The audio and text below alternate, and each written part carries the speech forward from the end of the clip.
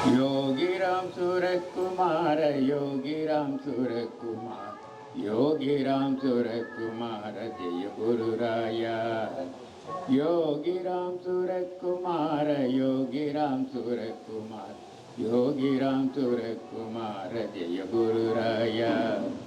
योगी राम सूरज कुमार, योगी राम सूरज कुमार, योगी राम सूरज कुमार, जय गुरु राया। பகவான் யோகிராம் சுரத்மன் மகாராஜிக்கு ஜெய். இன்று திரு பொன்கான் மகாராஜ் அண்ணாச்சி அவர்கள் குரு மகிமை பற்றி பேச சொல்லியிருக்கிறார். குரு மகிமை எத்தனை தடவை எல்லாரும் சொல்லியிருக்காங்க. என்னுடைய பார்வையிலிருந்து குரு எப்படிங்கிறது சொல்ல நினைக்கிறேன். இந்த உலகத்தில் கோடான கோடி மக்கள் இருக்காங்க. ஆனால் அந்த கோடான கோடி மக்களில் ஒரு சிலரே குருன்னு ஒருத்தர் இருக்கார் அப்படின்னு தெரிஞ்சுக்கிடுவாங்க. சரி, அந்த குரு ஒரு ஈஸ்வரனுக்கு உண்டான பவர் அவங்களுக்கு இருக்கும்னு நினைக்கிறவங்க இந்த கோடான கோடி பேரை சிலர் தான் இருப்பாங்க. அந்த சிலரும் அவரை பார்க்கணும்னு நினைக்கிறது அதில் மிகச்சிலர். அப்படி பார்க்கணும்னு நினச்சவங்க வருவாங்க, பார்ப்பாங்க, அவங்களால போயிடுவாங்க. அவருடைய அந்த கல்யாண குணங்களை நினைச்சவரை நெருங்க மாட்டாங்க. அதில் சிலரை அவரை குருவை போய் நெருங்கி போவாங்க. நெருங்கி போகிற அதில் சிலர் தான் அவரோட ஈடுபாடு கொள்வாங்க. ஈடுபாடுனா நம்பிக்கை ஏற்பட்டு அவரோட போவாங்க. அப்படி வர்ற சிலரில் அவர் செலக்ட் பண்ணுறது வெறு சிலரே. அவர் வர்ற அந்த அன்பர்கள் பக்தர்களில் நம்பிக்கையோடு யார் வராங்களோ அவங்கள தான் அவர் செலக்ட் பண்ணுவார். அவர் திட்டத்தில் நெருங்கி போகிறதுக்கு அவங்களுக்கு தான் அந்த பாக்கியம் கிடைக்கும். இதுதான் நான் தெரிந்து கொண்ட சில விஷயங்கள். சரி, இப்படி தெய்வ அம்சம் பொருந்திய குரு அப்படின்னா அவருக்கு பல கல்யாண குணங்கள் இருக்கணும். நம்ம எல்லாருக்கும் கேள்விப்பட்டிருக்கோம், மாதா பிதா குரு தெய்வங்கிறோம். எல்லாருக்கும் தெரிய அர்த்தம். மாதா தான் அம்மா தான் அப்பா தான் ரெண்டாவது, மூணாவது தெய்வத்தை சொல்லாமல் குருவை சொல்கிறாங்க. அப்போ குருவுக்கு ஏதோ ஒரு விசேஷமாக ஒரு பவர் இருக்குன்னு சொல்லித்தான் அந்த முன்னோர்கள் நமக்கு அப்படி சொல்லி கொடுத்துருக்காங்க. அப்போ அது என்னன்னு நம்ம பார்க்கணும். அந்த கல்யாண குணங்களை பற்றி நான் சொல்லலாம்னு நினைக்கிறேன். குரு என்பவர் தன் உடல் வேறு ஆத்மா வேறு என்று அறிந்தவர். அதனால் அந்த உடம்புக்கு அவர் ரொம்ப சிரத்தை கொடுக்க மாட்டார். அவரை பார்த்தாலே நமக்கு அந்த குருங்கிற ஒரு உண்மையான குருங்கிறவரை பார்த்தாலே மனது இந்த கவலைகள், கஷ்டங்கள், மன துன்பப்படுறதெல்லாம் அவரை முன்னால் நின்னாலோ அல்லது அவரை பார்த்தாலோ அல்லது அவர் நாமத்தை கேட்டாலோ மன அமைதி அடையணும். அடுத்து அவர் உலகெங்கும் சர்வ வியாபியாக நீக்கமர நிறைந்திருக்கணும். உலகத்திலேருந்து எந்த பக்தனும் அவரை கூப்பிட்டா அவருடைய பிரார்த்தனை செய்தால் அதை நிறைவேற்றி கொடுக்கணும். அதே மாதிரி விஸ்வரூப தரிசனம் கொடுக்கணும். எல்லா பொருளிலும் அவர் நிறைந்து இருக்கணும். அவர் வைத்தீஸ்வரனாக இருக்கணும். ஒரு பக்தன் தனக்கு உடம்புக்கு சிரமப்படுறதை சொன்னால் அதை நிவர்த்தி செஞ்சு கொடுக்கணும். ஆபத் பாந்தவனாக இருக்கணும். ஒரு ஆபத்தில் அவர் நாமத்தை சொல்லி யோகிராமான்னு அவர் நிற்கணும், அந்த இதை காப்பாற்றணும். அதே மாதிரி அட்சய பாத்திரமாக இருக்கணும்.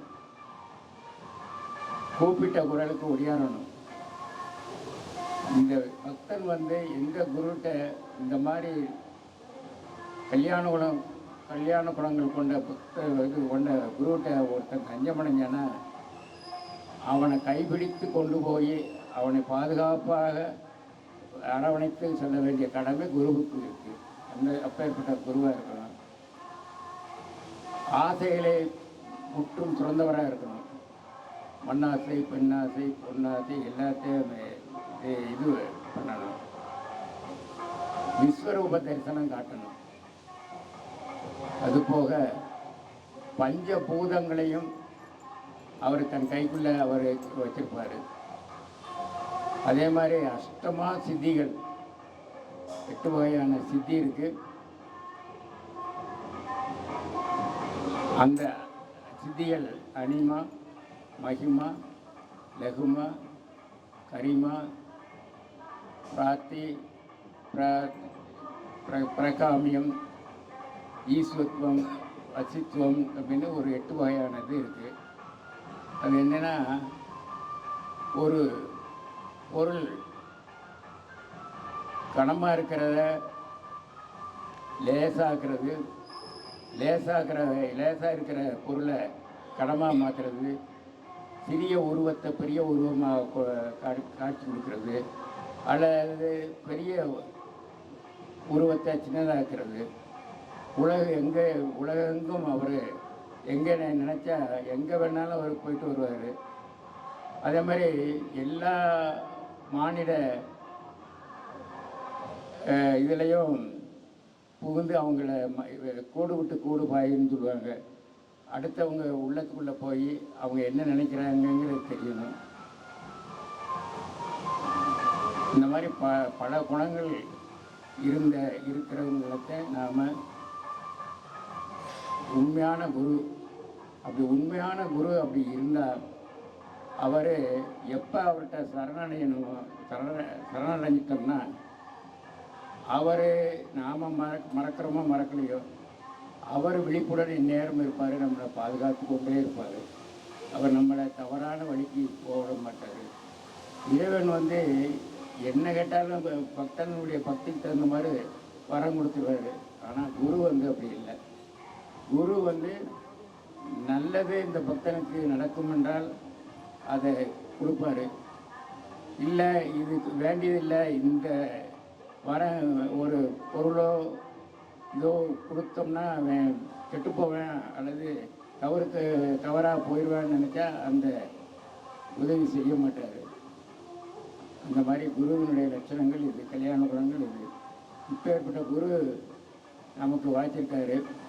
இதில் நான் சொன்ன அத்தனை இதுக்கும் உதாரணம் கேட்டிங்கன்னா எடுத்துக்காட்டுனா நிறையா இருக்குது. இன்று ஒரு எடுத்துக்காட்டு மட்டும் சொல்கிறேன். அவருடைய மகிமைகள், லீலைகள் அல்லது அற்புதங்களில் இது சேரும். இந்த அற்புதங்களில் ஒன்று, நாங்கள்லாம் ஒரு நேரத்தில் அவன்கிட்ட போய் இந்த சமயத்தில் எல்லா இடத்துலையும் தண்ணீர் தட்டுப்பாடு. அப்போ மழை வேண்டி பிரார்த்தனை பண்ணுவோம் அப்படின்னு சொல்லுவோம். இப்போ நான் போய் கேட்டேன், இந்த மாதிரி அருப்புக்கோட்டையில் நிறையா தண்ணீர் பஞ்சம் இருக்குது சாமி, ரொம்ப கஷ்டப்படுறாங்க, ரொம்ப பெண்கள் கிணத்துல தண்ணீர் எடுத்துக்கிட்டு இருக்காங்க அப்படின்னு சொல்லத்தில் பொங்காமராஜை வச்சு பஜனை பண்ணுவோம்னாரு. சரின்னு சொல்லி பஜனை பண்ணோம். அன்னைக்கு பஜனை முடிஞ்ச அன்றைய இரவு பெரிய மழை. இங்கே அருப்புக்கோட்டையில் மட்டும் மழை இல்லை, மழை பெய்யலை.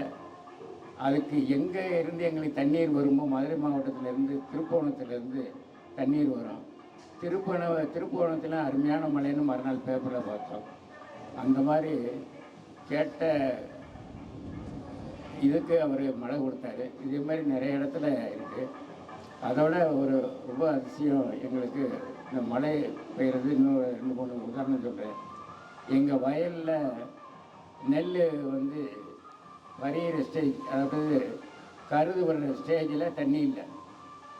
ஒன்று அந்த கிராமத்துக்காரங்கெல்லாம் ஒரு 2-3 பேர் வந்து எங்கள் வயலில் வேலை செய்கிறவங்க வந்து முதலாளி இன்னைக்கு அல்லது நாளைக்கு உள்ள மழை பெய்யல, நல்லா போனால் 3 நாளைக்குள்ள மழை பெய்யலைன்னா பூரா காஞ்சி போகும், செடியெல்லாம் இதாகி போகும். இந்த வருஷம் செலவழித்ததெல்லாம் வீண் அப்படின்னாங்க. சரிப்பா நான் பார்த்துட்டு வரேன், பார்க்க வரேன், நாளை காலையில் வரேன்னு சொல்லி அனுப்பிட்டேன். மறுநாள் காலையில் போகிறோம். என் கூட என்னுடைய கடைசி ஸ்ரீ வினோதினி வந்தாள். அவள் ரொம்ப சின்ன பிள்ளை அந்நேரம். கூட்டிகிட்டு போனோம். வரப்பில் நடந்துட்டு போகிறதுல இந்த மாதிரி இந்த வருஷம் இப்படி போச்சு, இந்த கடைசி நேரத்தில் வந்து மழை பெய்யாமல் போச்சு, இவ்வளோ செலவழிச்சும் போச்சுன்னு எல்லாரும் சொல்கிறாங்க. சொல்லிவிட்டு மழை எப்படியாவது பெய்யணும், இதெல்லாம் சாமி கூப்பிடுங்க அப்படின்னு பேசல வினோதினி சொல்கிறா, ஏன்பா நம்ம சாமிகிட்ட நாம சொல்லி ப்ரே பண்ணால் மழை பெய்யும்னு சொல்லுவீங்களப்பா, நம்ம நாம சொல்லுவோப்பான்னு சொன்னோன்னா சரின்னு நாங்கள் ஒரு 5 நிமிஷம் வெளியிட்டே போனோம். அந்த கிராம ஜனங்கள்லாம் வேடிக்கையாக பார்த்தாங்க. பார்த்துட்டு அப்புறம் நான் நிறுத்திட்டேன், அவங்க கூட பேசிகிட்டே போனோம். அந்த வயலை பார்க்குறதுக்கு கிட்டத்தட்ட ஒரு 1/2 மணி நேரம் ஆகும். கூட நாங்கள் போயிட்டே இருக்கோம். வினோதினி சொல்கிறேன், அப்பா லேசாக தூர மாதிரி இருக்குது அப்படின்னு, தண்ணி மேலே விழுந்துச்சுப்பா அப்படின்னு. உடனே அதெல்லாம் இல்லை, உனக்கு ஒரு இதுக்கு நீயா நினச்சிக்கிற தண்ணி விழுந்துருக்கு மழை பெய்யுது. இல்லைப்பா எனக்கு நல்லா தெரியுதுப்பா அப்படின்னா. உடனே பக்கத்தில் இருந்த கிராமத்தாடுகளும் அதெல்லாம் இல்லைம்மா மேலாம் மழையெல்லாம் தூரலைன்னாங்க. சொல்லிகிட்டே நாங்கள் பேசிக்கிட்டே வரோம், நான் சொல்லிகிட்டே வரேன். போயிட்டு திரும்பி வரோம். திரும்பி வரத்தில் ஊரில் வந்தவுடனே அந்த கிராமத்து பிள்ளைகள்லாம் நிறைய இருப்பாங்க. அவங்களுக்கு ஸ்நாக்ஸ்லாம் நிறைய வாங்கி போவோம். அதெல்லாம் கொடுத்துக்கிட்டதில் லேசாக இன்றைக்கி தூர்ன மாதிரி லேசாக ஒரு தூரல் விழுந்தோடனே உடனே வினாதி சொன்ன பார்த்தீங்கன்னாப்பா நான் சொல்லதில் ஒருத்தரும் நம்மளை பார்ப்பாங்க லேசாக விழுது அப்படின்னா. எனக்கும் ஆச்சரியமாக தெரிஞ்சு மறுநாள் நாங்கள் ஊருக்கு வந்தோம். மறுநாள் காலையில் அதே மாதிரி கிராமத்தில் எங்கள் வயலை பார்க்குறவர்னு ஒருத்தர் வந்தார்.